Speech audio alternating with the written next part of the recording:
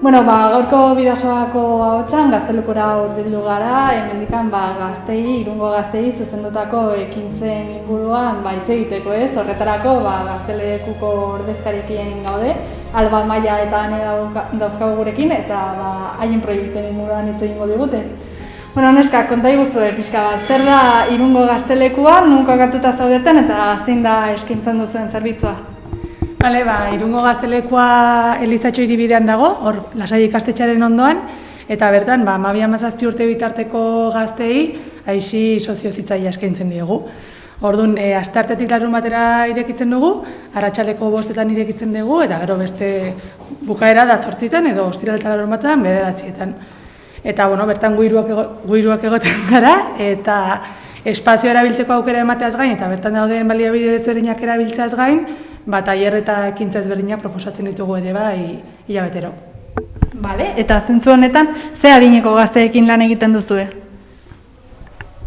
12-17 urte bitarteko gazteekin. Gero badago beste zerbitzu bat, bigarren pausoa 18 urtetik 25 urte bitarteko gazteentzako, konekta zerbitzua deitzen dena, baina gu zentratzen gara 12-17 urte bitarteko gazteetan.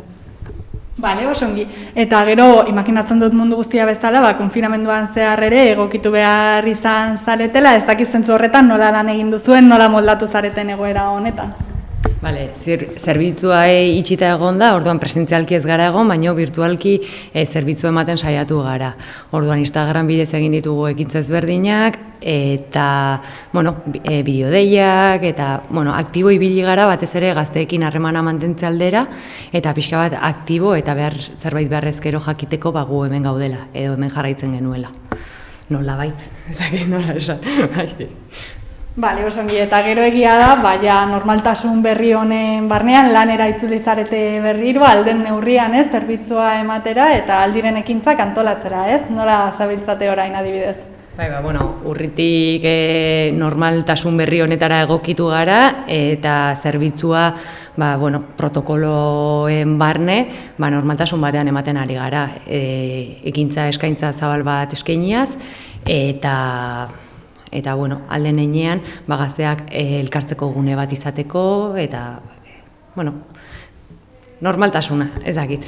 Maia, gero ere egia da ez, momentuko egoerara egokitu behar zaretela, zentzu horretan ez dakit orain nola lanean ari zareten, protokolak dauzkazue, ez, Gaztelekua azken finean leku segurua da, ez? Guztiz leku segurua da, zeren gobernuak finkatutako osasun neurri guztiak betetze ditugu, adibidez aforoa mugatua dugu, sartu baino lehen temperatura guztiak hartze ditugu, aldiro eskuak desinfektatu eta garbitze ditugu, gero ere adibidez materialak erabilita gero, hauek ere desinfektatzen ditugu. Eta gero egia da ez, normalean egiten duzuena da, baimen horri bat ematen da, azaldu dezakezue pixka zein den baimen horri honen funtzionamendua. Baimen horri horretan sartu baino lehen sinatu behar dute bai guraso, tutore eta seme-alabak edo parte hartzaileak, ez? Eta baimen horri horretan baimentzen da edo sinatzen dute protokoloan ezartzen den guztia. Orduan baimen horretan protokoloan jartzen dugun guztia onartzen dute eta da konpromiso bat hartzeko era bat. Besterik gabe. Eta zuek proposatutako ekintzak normalean hilabetean ez, agenda bat ateratzen duzue, egia da ia asteko egun guztietan ekintzak dauzkazuela, ez? Azkenan pixka saiatzen gara, gazteek eukitzea aisialdirako aukera ezberdinak. Orduan, normalean hilabeteko ateratzen dugu, azkenan aldian gabiltza 2 asteka egiten, pixkat zain gaude momenturen batean neurriren bat datorren edo, baina oraingoz dena ondo da, orduan ateratzen dugu 2 asteko egutegia. Orduan, ekintza eta tailerrei buruzko informazio guztia beti jartzen dugu web horrian. Hor daude xehetasun guztiak, ordutegia, zenbat pertsonentzako dagoen tokia, zorutan hasi bukatu, pixkat informazio guztia, eta gero sare sozialen bidez ere bai, Instagrama eta Facebooka zabaltzen dugu bertan egiten ditugun ekintza eta tailerrei buruzko informazioa. Primera, eta zentzu horretan ekintza aipagarrienetako bat izan daitezke adibidez, gazte artean erakusketak, ez? Bai, horixe. Hilabetean behin edo 6 astero aldatzen dugu erakusketa. Honen helburu nagusiena da, Irungo edo inguruko gazte artistak haiei eskaintzea espazio bat, haien erakusketa jartzeko edo lehenengo esperientzia hori izateko, eza. Orduan egiten duguna da hilabetean behin erakusketa horren aurkezpena, eta gero artistak berak tailer bat proposatzen du gazteentzako. Tailerretan normalean erabilitako teknikak azaltze ditu, eta gero normalean emaitza etxera eramate dituzte gazteak. Osongi, eta hortaz gain ere, baduzue asexorate zerbitzua, ez? Nola eskaintzen duzue zerbitzu hau? Bai, hori da. Hilabetean behin Raquel sexologoa Gaztelekura dator, eta hemen bertan aholkularitza eta tailerrak eskaintzen ditu gazteei. Eta gero ere modu anonimo batean erantzuna eman dezake gazteek dituzten duda guztiei ere. Primera.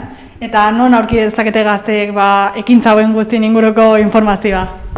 Bide ezberdina daude. Lehengo eta behin sare sozialak erabiltzen ditugu, badakigu hor egun garrantzia handia dutela, eta gazteek batez ere Instagram erabiltzen duten heinean, guk ere bai informazio guztia Instagram bidez zabaltzen dugu. Gero gurasoei zuzenduta pixka bat Facebooka ere erabiltzen dugu, eta gero web orrialdea mundu guztiari eskainia bezala, ez? Eta web orrialdean aurkitu dezakeze informazio guztia. Horrez gain eskolak ere gurekin sentsibilizatuta daude eta atetan jartzen dituzte gure programazioak, eta gero zuzenean, honea etorriaz edo telefono zenbakietan, WhatsApp bidez edo deituaz lortu dezakete informazio guztia. Osondo, eta amaitzeko egoera nahiko aldakorra dela dakigu, baina ez dakit datozen hilabetetara begira nola planteatzen dituzuen edo nola lan egiteko asmoa duzuen?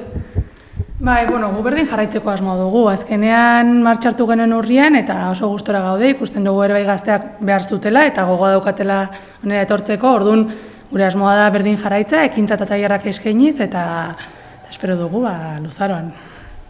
Primeran neskak, mila esker guri harrera egitagatik eta Irunera eta Txingudi onlinetik zuen ekintza guztiak zabaltzen jarraituko dugu.